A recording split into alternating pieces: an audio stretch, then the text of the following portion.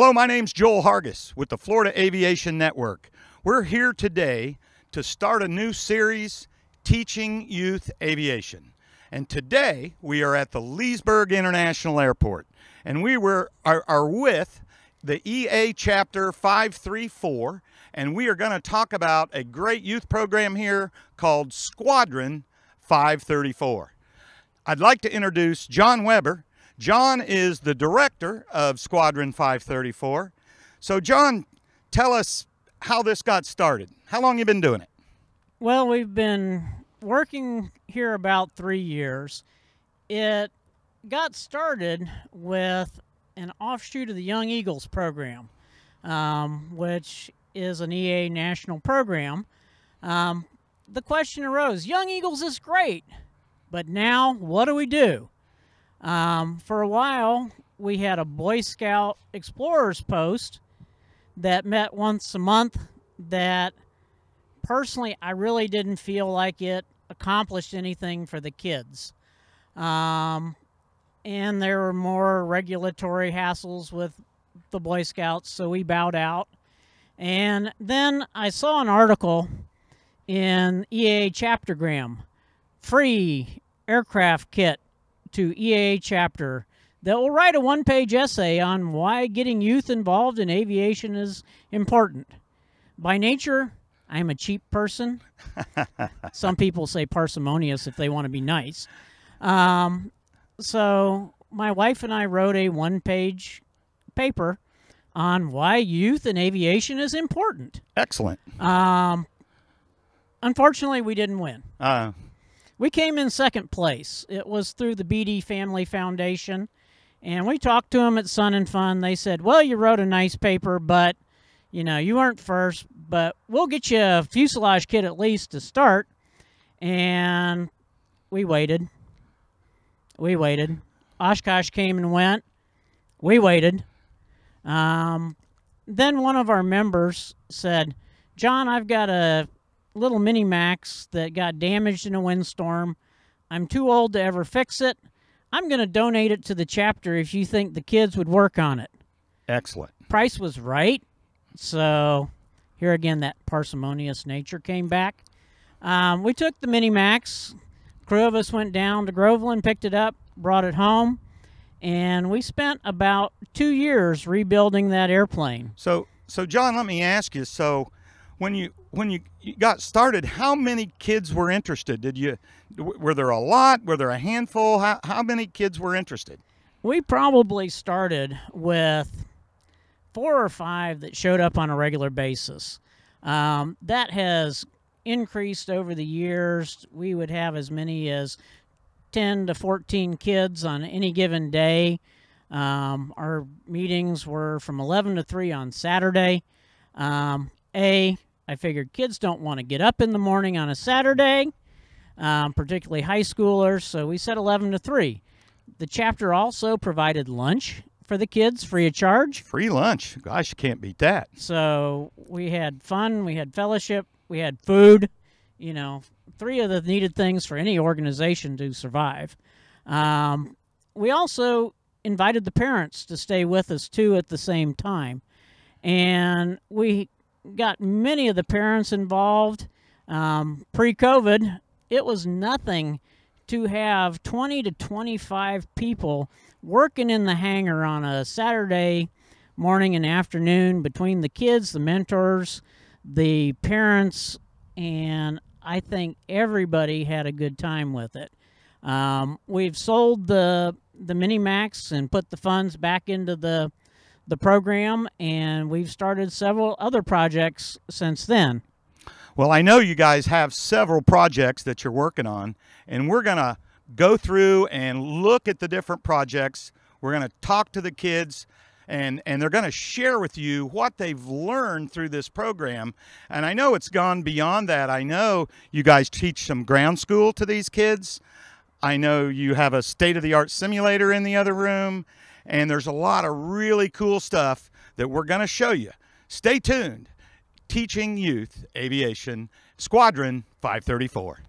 So here we are with one of the very first projects that Squadron 534 started working on, and I have here on my left Ted Lubers. Ted, how long you been working on this project? I've been working on this project for about 5 years, and I hope to see it fly before I die. So tell us exactly what this is, how old it is. This looks pretty historical to me. Well, it's a 1927 design, Piet and Paul. It is completely plans built. It's not a kit. And we build these airplanes right here in the shop. And all of these kids that you're going to interview have worked on parts of the Piet and Paul. Awesome. So we do have many of our Squadron 534 members right here with me. If you all would please tell us your name and how old you are and how long you've been coming to Squadron 534. Hello, everyone. My name is Mccutcheon. I am 21 years old, and I've been coming to Squadron 534 for a little over 6 years. Hi, my name is Michaela Mazenko. I am 19, and I've been coming here for about 6 years now. My name is Emily Lininger, and I am 17, and I've been coming here for 5 years now. Hi, my name is William McCarthy. I've been coming to Squadron 534 for about 3 years, and I'm 18 years old. All right. Well, guys, I know the Piet and Paul is kind of tedious. So I'm holding right here a rib. William, you have the microphone. Stick it up there and tell us what this does. What is this thing? So this is part of the wing. So on the inside, when we cover it, these are going to be all throughout the length of the wing, and they just give a little bit more structural rigidity when it's in flight. So hand that phone to Emily. So Emily, I know you've worked on some of these ribs. How many of these you think you've worked on? I've worked on several of these. I haven't been around for this project that long, but I know that it needs to be a lot of these in order for the wing to work right, and they have to be just right, and it's a lot of work. Excellent. Hand that to Kayla. So, Kayla, ladies in aviation, that's a great thing. We love it when the ladies show up. It's not just for guys. So what brings you here to work on an old wooden airplane like this? Well, for a while I was in Civil Air Patrol, so I thought I was going to go into either the Air Force or Coast Guard. And so when I found out that you guys had this program here, I was like, I got to join. And ever since then, I've just fallen in love with it. Awesome. Hand that to Mateo. So, Mateo, golly, you've been here. So you're 21, and you've been here since a sophomore in high school. Yes, sir. And that's quite a long time. Tell us why you got attracted to coming and working on airplanes and learning how to fly. Well, for me, aviation has always been something that's been a passion of mine. It's been in my blood. My grandfather was a pilot, and something that's either not well known to some people or is well known to some people. My grandfather actually helped to start Chapter 534 back in 1975. So I guess whenever I found out about that back in high school, we originally had a program here called Aviation Explorers, and once I got a little pamphlet telling the whole classroom about it, I figured I would want to drive down here and see what the program was about, and I ended up liking it a lot, and I stuck around since. And I just love working on airplanes. I love being up and close and personal, seeing how airplanes get put together, seeing how they function, how they fly, and eventually it inspired me to get my pilot's license here at Leesburg over at Sun Air Aviation. Awesome. So Mateo has gotten his pilot's license here, and we're going to talk more about that. So Ted, what a great project you've got here. I know we have several others in the hangar. We're going to talk about those. Stay tuned here with Squadron 534. So here we are with another project that Squadron 534 is working on, and I got some people to help me talk about this that know a whole lot more about it. And here, Frank, please introduce yourself. My name is Frank Mccutcheon, and I have been with the Squadron 534 for about 7 years. And how long you been a member here at EAA 534? About 7 years. About 7 years? Yeah. And so who we got over here? Hi, I'm Stan Carpenter, and I've been with 534 for about 7 or 8 years. Great. And so we have a project behind us. I know you know a little bit of background about this. Can you tell us a little bit about this project? Well, this particular airplane belonged to a member of a flying club I belonged to that flew out of Coleman, Free Flight International.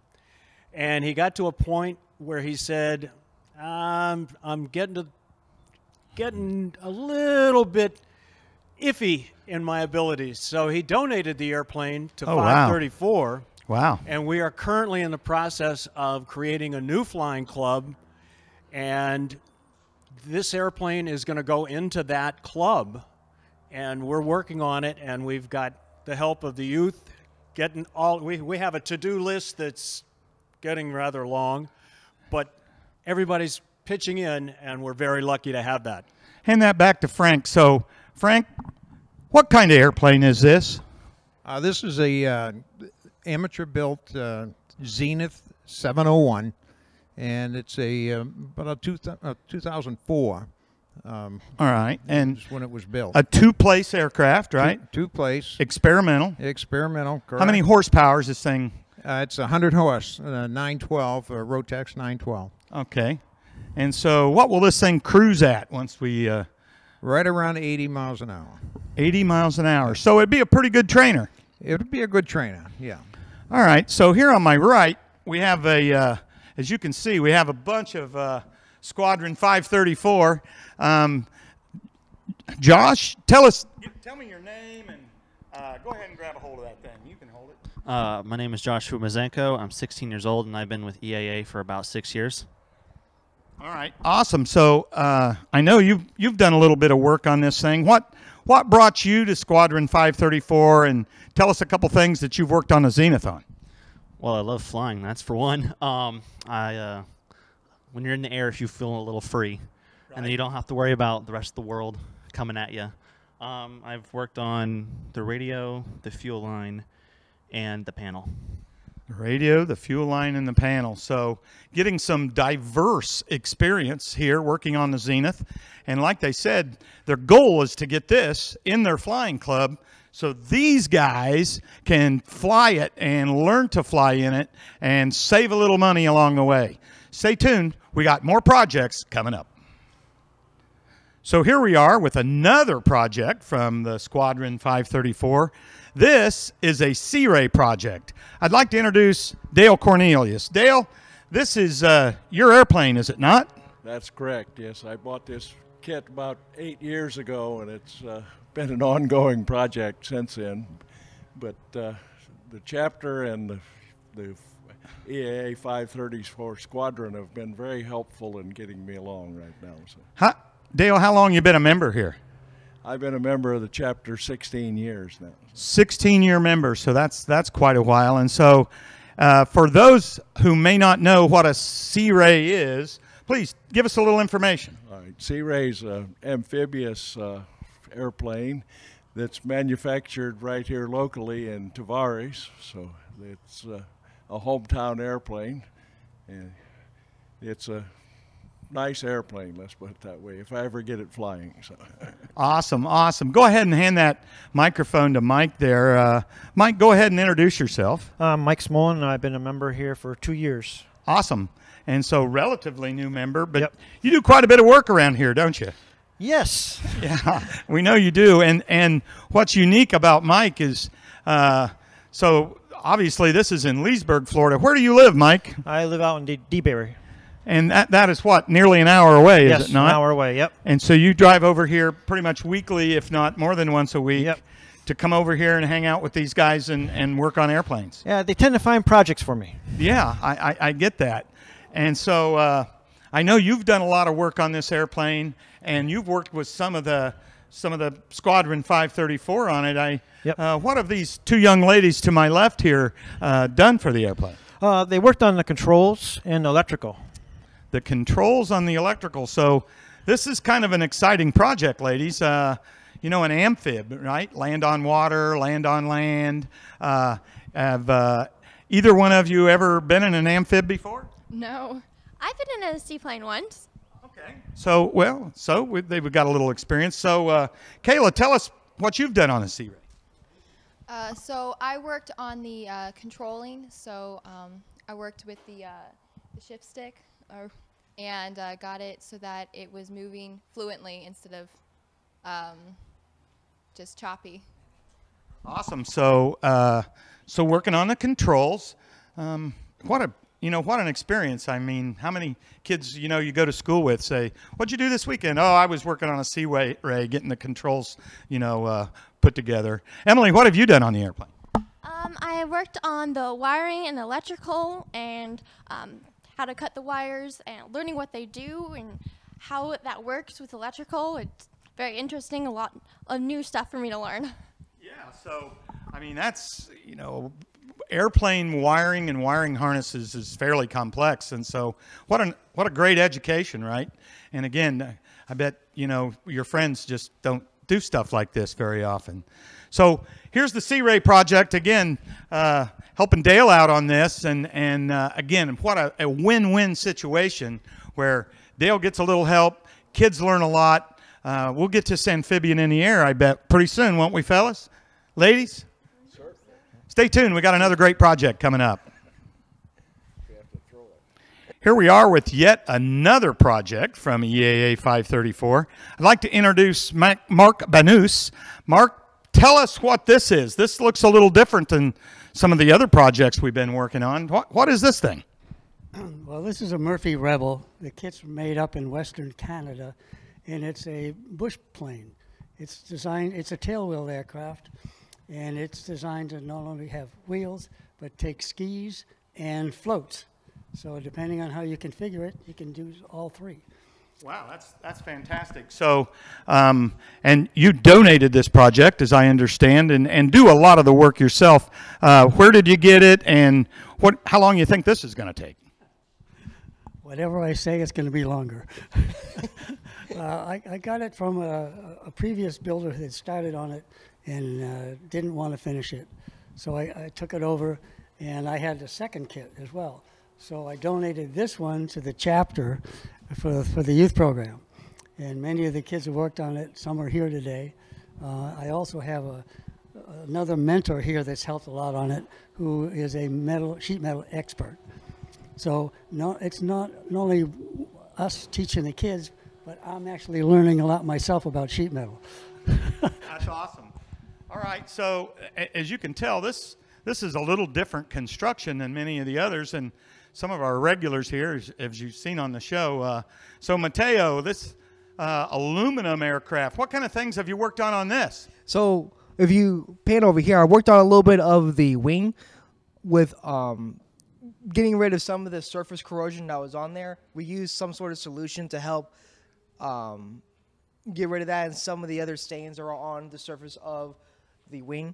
I've also worked on deburring some of the holes that we've drilled into parts of the wing, such as this. We take a tool to get rid of any metal shards or anything that isn't clean around where we drilled, so that we can rivet a lot easier on the wing. I've also worked on some of the ribs, helping put that together, and using something called a cleco, which is to help two metal pieces stay together while keeping the holes aligned. And Emily's standing over there. This girl gets around. She's quite prolific airplane builder. Emily, what have you worked on the Murphy Rebel?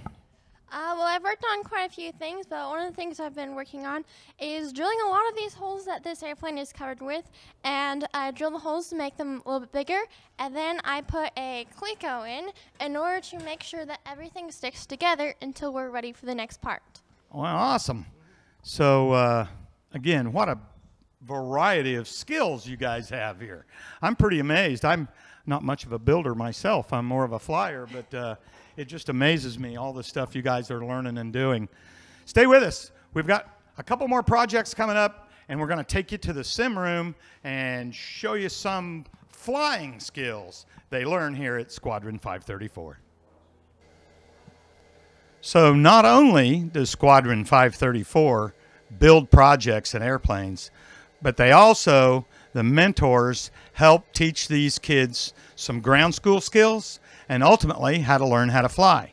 With me, I've got Mike Mark Morrell. Mark, how long you been with the chapter here? Oh, I've been here about 5 or 6 years. 5 or 6 years, and I know you're an avid pilot. You fly regularly. Yes, I do. And I also know that you're a simulator mentor for these guys. Well, I don't know about a mentor, but I do my best. So I know they get together weekly, and they've actually got a couple of sims in here. How many hours do you think these guys spend on these simulators? Well, they spend as much time as they can. Sometimes you can't even get in here and get on a simulator. There's a line for it. Okay, that makes sense. And I understand you just upgraded your main simulator here. Tell me about the software and the computer that you're using for that now. Well, Microsoft came out with their new version, Flight Simulator 2020. They offered EAA chapter members a version of it for $50, but they offered the youth programs for the EAA free. Wow, that's great. Yeah, so we decided to jump on that. And so for that new Flight Sim 20, you had to do some upgrades. Very, very computer-intensive program. We had to upgrade all our computers to be able to handle it, and it was well worth it, well worth it. And I understand Sun Air Aviation contributed a little bit with some bandwidth? Yes, they did, because you really need a Wi-Fi in order to run it properly, and we didn't have one out here. But Sun Air, our FBO on the field, was able to donate some, and so we ran a cable from their one of their hangars over here, and so now we have Wi-Fi. That's fantastic. So let's talk to the kids and see if I may have that. So I've got, give us your name and how old you are and how long you've been hanging around here. My name is John Lininger. I'm 14 years old, and I've been here for about 3 or 4 years. Right, and so you've flown some Young Eagles here. Yes, I have. And you have actually got some time on the new simulator, correct? Correct. How does that thing fly? It's very responsive. Very responsive, okay. Yeah. I see the graphics are pretty incredible over my shoulder here. You can see Josh is flying one of the airplanes. He's flying an Icon, actually, which is an amphibious airplane. And I believe he's flying around Lake County, Florida here. And so as you can see, it's over my shoulder here. It's a pretty intense simulator, very realistic. This is great for the kids to learn on, and actually very realistic. You think you're going to spend a little more time in here, John? Yes, I do. All right. Here we are in the sim room at Squadron 534. So not only do they build projects and teach these kids to fly on simulators, but they're also very active with a program through the EAA called the Ray Scholarship Program. And that has been going on for the last couple of years, where qualifying EAA chapters have the opportunity to win a $10,000 scholarship to give to one of their youth of their choosing who they think will follow through and become a pilot. EAA Chapter 534, and one of the reasons that they've actually received 2 of these, they've gotten 1 each year, is because of Squadron 534, their youth program. And with any youth program, to make that all happen, you need somebody on point to help ask for the scholarship and fill out all the paperwork. And for EAA 534 and Squadron 534, that's Gretchen. Gretchen, please introduce yourself and tell us your role and what you've done to be so successful to make this happen 2 years in a row. Oh gosh, thank you, Joel. Hello, my name is Gretchen Cornelius, and I joined this chapter just before the scholarship began. And my role really is to kind of stand back and observe what is happening in the chapter, where they're going, what their goals are, and their purpose. And this is a very active, progressive chapter. My next step is to fill out the application and basically just put what I see into words. So I'm really just the one writing, and the chapter is the one doing all the work. And they make me look good. Well, thank you, Gretchen. Thanks for spearheading that. And so, like I say, this organization's gotten 2 in a row, And the first one was received by Mateo, who's been one of the, obviously, the stars here today. He spends a lot of time in the hangar, and he was a prolific young eagle with this group. And you received, tell us about your experience and what you did with your Ray Aviation Scholarship, Mateo.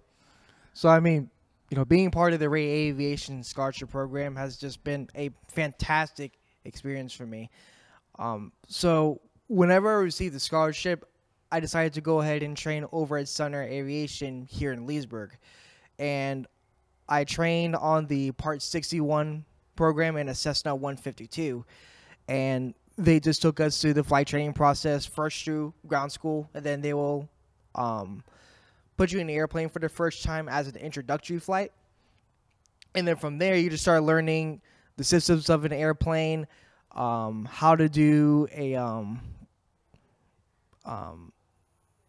just how to fly the airplane, how to check the airplane on the ground for, say, fuel leaks or anything like that. We also learn about the ground aspect of flying, like flight training, how to plan a flight, getting from point A to point B, or if you're doing a cross-country trip, they teach you how to do that as well.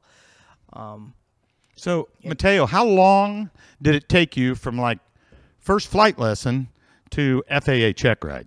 So I started in May of 2019, and then I did my FAA check ride in January, and I got my license on January 5th. How many hours did you have when you went for that check ride? When I went for my check ride, I had a little over 50 hours when I did my check ride. That's actually very good. Hand that microphone to William. So, William, you were the lucky recipient in 2020. That's right. For the Ray Aviation Scholarship. How did that feel? Well, that was awesome. Like Mateo here, it was a fun experience, and it was just learning how to do that. You didn't realize how much went into flying. And now, obviously, with the pilot's license, I do. And it's just a lot of fun and a lot of freedom.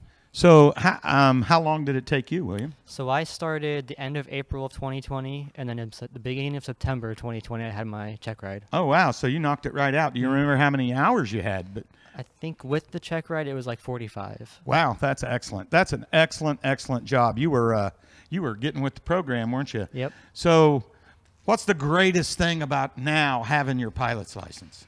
Just being able to, like, if I want to go out somewhere with some friends, it's not a 6-hour drive, it's a 2.5-hour flight versus a little cross-country travel. Yeah, it's a lot more easy to go places. Do you have any aspirations of being a professional pilot in any kind? Yeah, so what I want to do is get my commercial license and go all the way up to ATP and start flying for some of the national airlines. Oh, so a commercial airline pilot for you, huh? Yep. Hand that phone back to Mike. I didn't ask Mateo that question.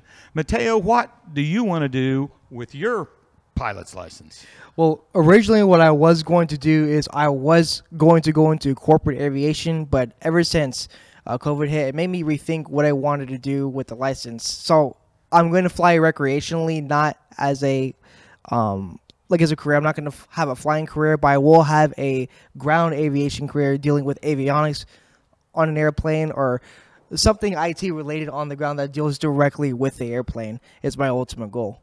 That's awesome. Great goals. 2 new pilots. It's that Ray Aviation Scholarship. Kudos to the EAA Association and the Ray Scholarship Group for making it possible for these kids. Because without that, it would have been a real struggle financially. I know it would have. And special thanks to you, Gretchen, for helping out.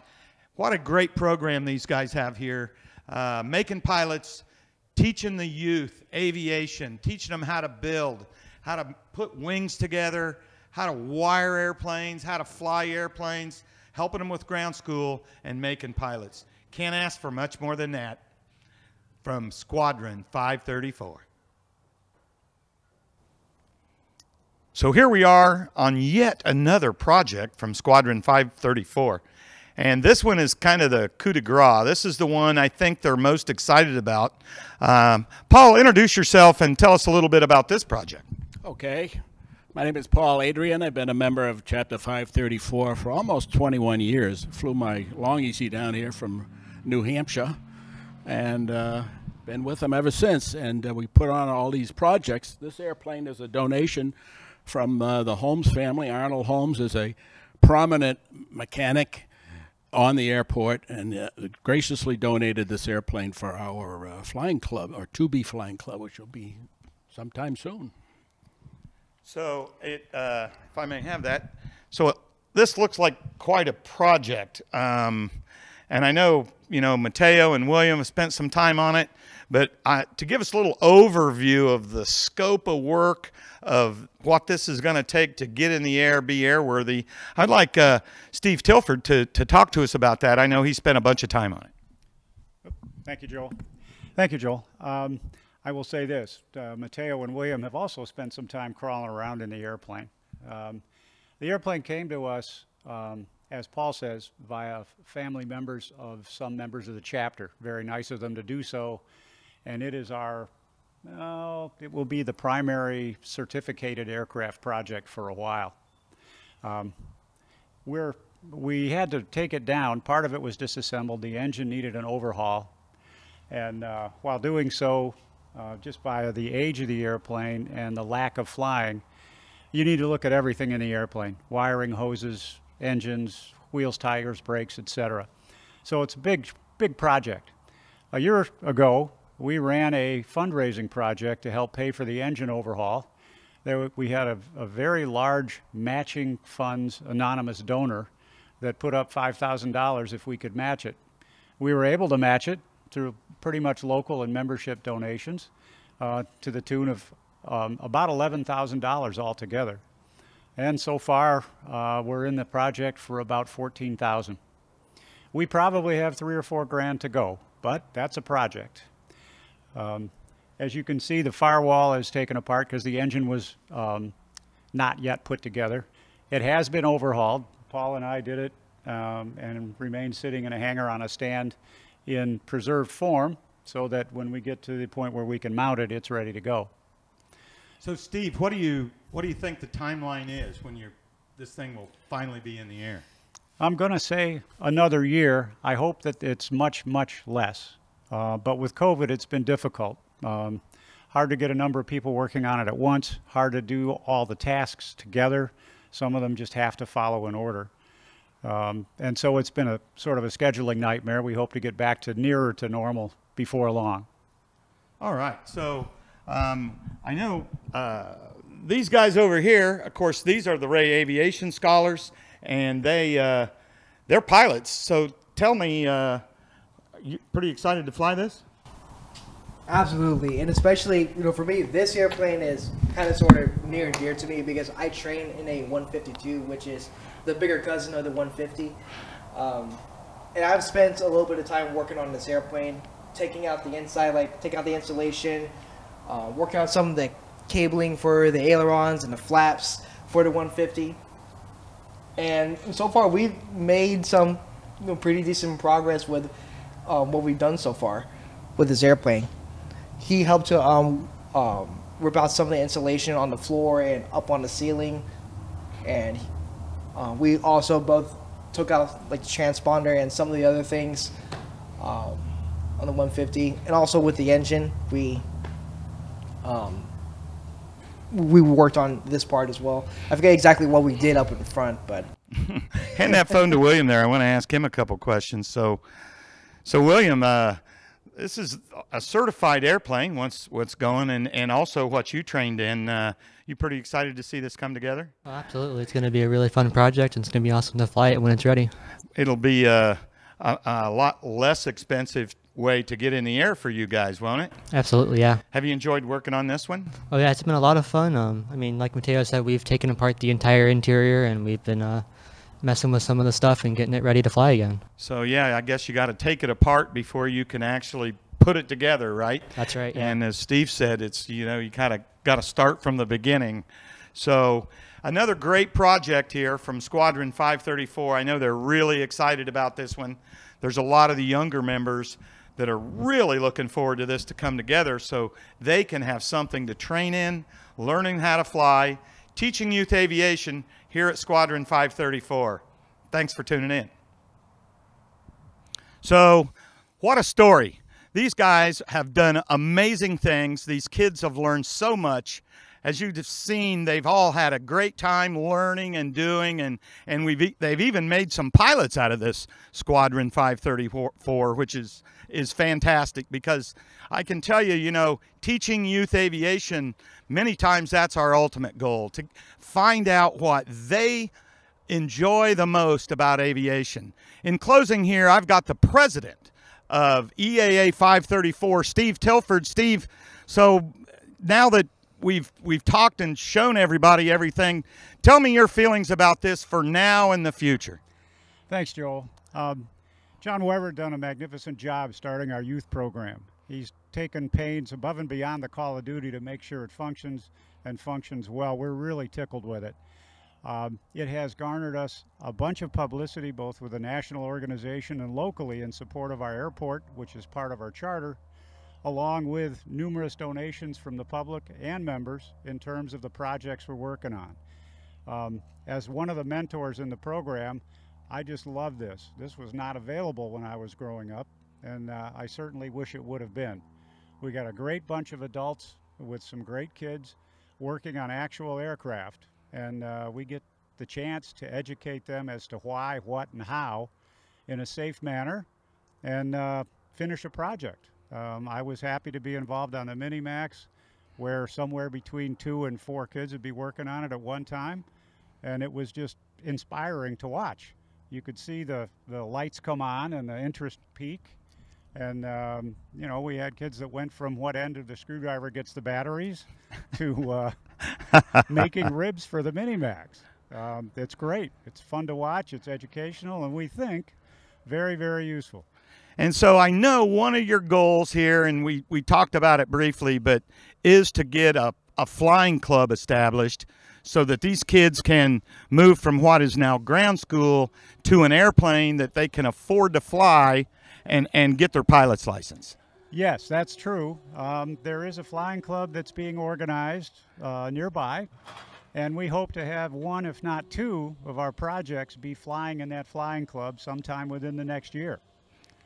It would be a great way to inexpensively continue the education these kids have generated by their hard work on maintenance and repair. So that is really exciting, and what a great end to the effort, if you will. So thanks for joining us today for Squadron 534, Teaching Youth Aviation. Join us for our next show on the Florida Aviation Network.